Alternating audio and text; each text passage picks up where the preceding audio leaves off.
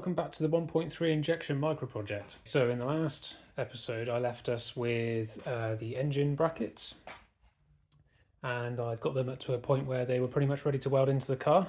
Since then I have tidied them up a little bit, got some weld free primer on there. So this is pretty much finished, ready to go on the car.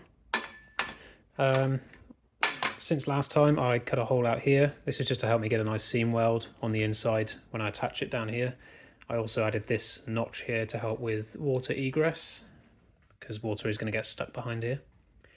I've also welded on, you can't see them, but there is a washer in there that's welded to the side. That's just to help ensure that there's no gap, to ensure that there is a gap between the two so that it's not binding when you try and install it. If you look at the inside here, there are some tack welds. Those aren't actually supposed to be there. They were just there whilst I was tacking everything whilst it was in situ. The actual weld is on the inside. There you go, you can see it there, look. So that's ready to go on. Drilled out the plug weld holes as well, so that's ready for that. Other side, pretty much the same deal. Plug welds on the bottom and on the front there. This one's going to be a bit more tricky because when I put it in, I'm going to have to hammer it in place just to try and get that bend to match up with the contour a little bit, but that's going to be easier to do when I've welded a bunch of that in.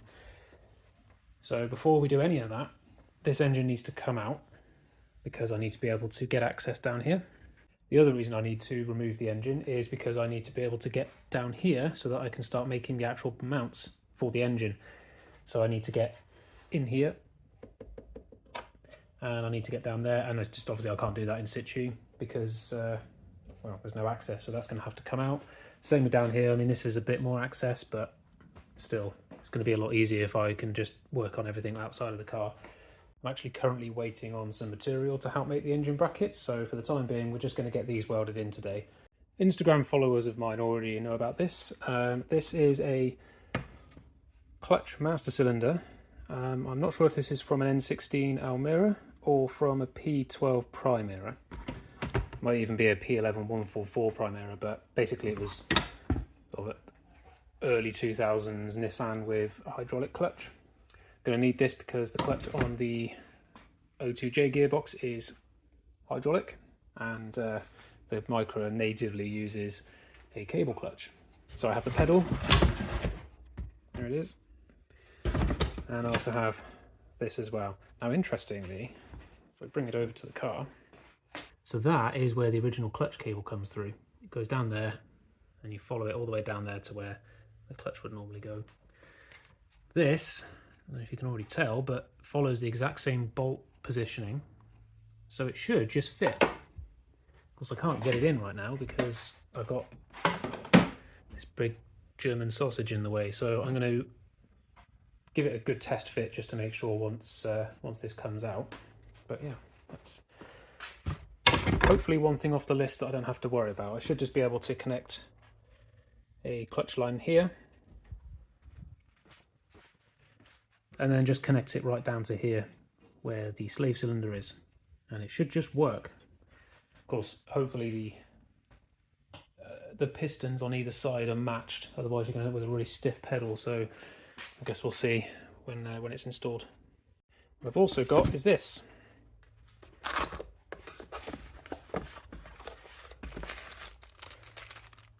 Secondary air intake blanking plate from Forge. And I also got this as well. This is two parts. And these are to replace the PCV ports on the engine. So it's a two-part type deal. Come back around again. So this one, you pull this out, hammer that in its place, and you've got a nice AN fitting on the end there. That goes to a catch can. And then this one down here, not much. Can't really see much, but can you see that? Yeah, that's all, I don't know what the right PG-friendly word to describe that is. But yeah, that goes in its place like that. So that's also going to give me a nice AN fitting. That's going to also go to the catch can. So if you watch my video on the N249 and EVAP SAI delete video, If you watch that, then you will remember me removing this, and I've actually decided to put it back on because even though I'm not going to be running this whole situation, and I am running a catch can, I do want to vent the catch can back into the intake again. It just makes more sense to do it that way. You can vent them to atmosphere, but then you end up with like oil smells, and I'm not sure if I really want that. It's all open anyway, so if I decide to change my mind later on, then I always can. Either way, these parts are going to help me fit a custom catch can. These are actually really nice. This was only about £30, £35 from Forge, which is not much more than this thing was. So yeah, one of these obviously took longer to make than the other, so this is incredibly good value. And I've got some stickers as well. Right, enough procrastinating. Let's get this out again. Engine is out again.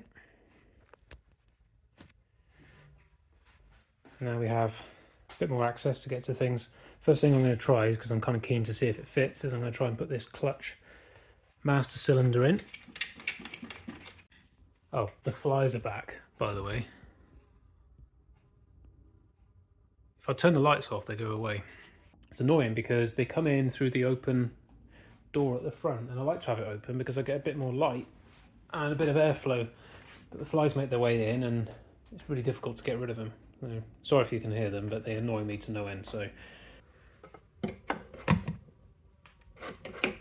something's in the way, probably the pedal on the other side.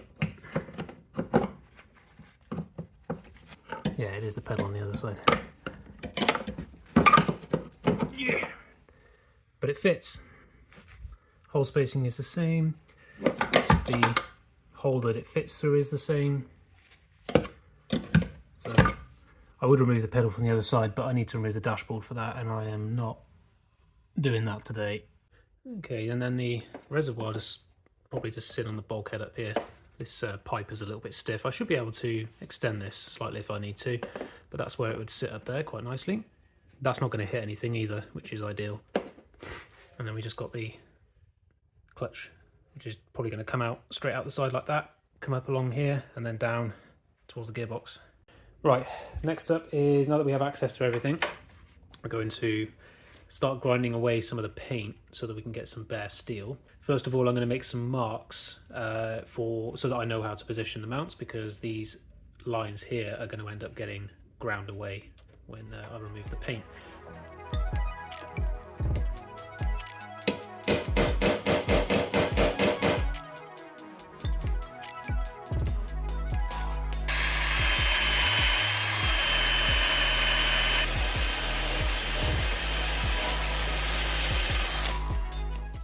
There we go. So I've removed the paint all around here. I want to remove the paint because when we weld it, we need to be welding to clean steel, not to paint. And we don't want to remove so much paint that we end up introducing more risk of rust forming, because that would normally protect it. So yeah, put those dimples in there with the center punches so I can see where that's supposed to go still. And then we've got the clean bits of steel around where we're going to be welding. Actually, I do need to just take a little bit off around the edge there as well. That's better. Just gives a nice clean edge to weld to.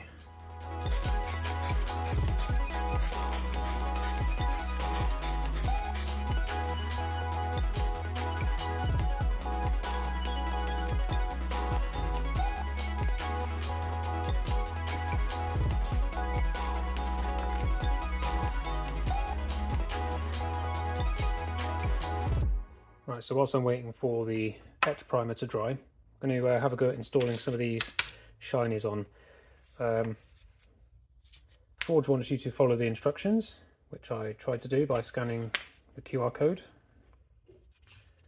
I mean, I could have just printed it on here really. I don't understand why I needed to follow a QR code, but I tried following the QR code anyway, and it took me to the product after I manually typed it in anyway, and then there weren't even any instructions for it. Luckily enough, it's pretty self-explanatory. That presses in and that just clips into place where the other one goes, and that just screws in with two bolts. So, you know, can't really go wrong with that, but I guess we'll find out, won't we?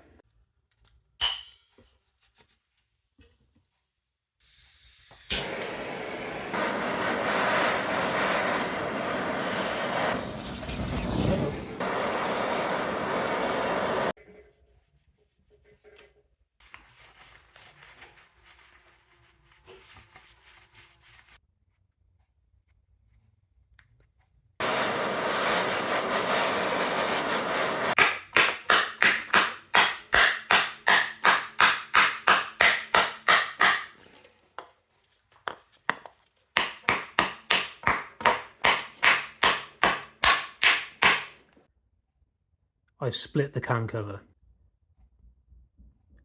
Well, I need a new cam cover. Excellent. Okay, so that was a fail. Seems that by trying to hammer this into top of the cam cover, I end up splitting it in half. This is fine, by the way, it's just the cam cover's broke. So, yeah, I'm not sure what happened there.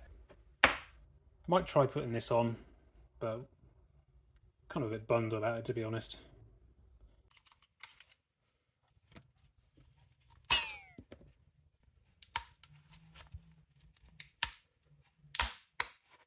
Well, that just made it worse. Right, abandoning the PCV kit for now. Let's see if I can not mess this one up. It's just 2 bolts.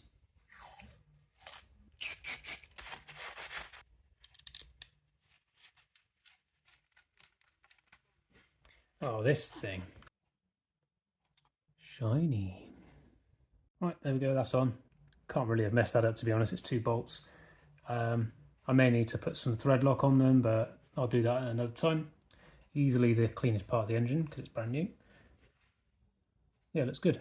Right, I'm going to get on with some welding now. I think the primer has dried, so I think we're good to go. Okay, welder's all set up. Brackets in position. Because I'm welding in the engine bay, fuel filter is over here, and I'm fairly certain there's still some fuel in there. So what I'm going to do is I'm just going to put my welding apron over that. That's just going to help catch any sparks that make their way in this general direction. It's not the perfect solution, but it's better than nothing. Right, so now I think we can start tacking that in.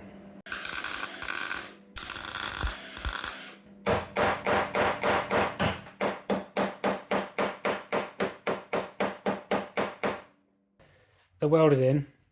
Am I happy with them? Absolutely not. Seems to me that my welding skills just seem to be so inconsistent. So I've plug welded these, but even though I've grinded them smooth, you can still see divots there, so that's obviously a setting that I've done wrong. I mean, it's in, I can't move it with my hands, and if I get a crowbar under there, if I get a lever bar, stand on it, like, it's strong, not coming out.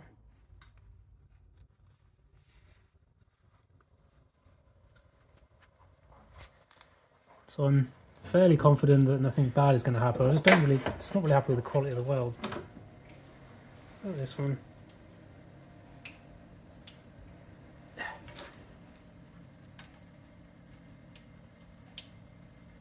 Yeah, I mean that's, I haven't even welded the underside of this yet. I've just done the top and the sides, and even then I've only done 2 tacks. But yeah, that's in. Not pretty, not happy with it, but I can always grind them back and try again. Okay, a bit of weld through and they look a little bit better. Still not great.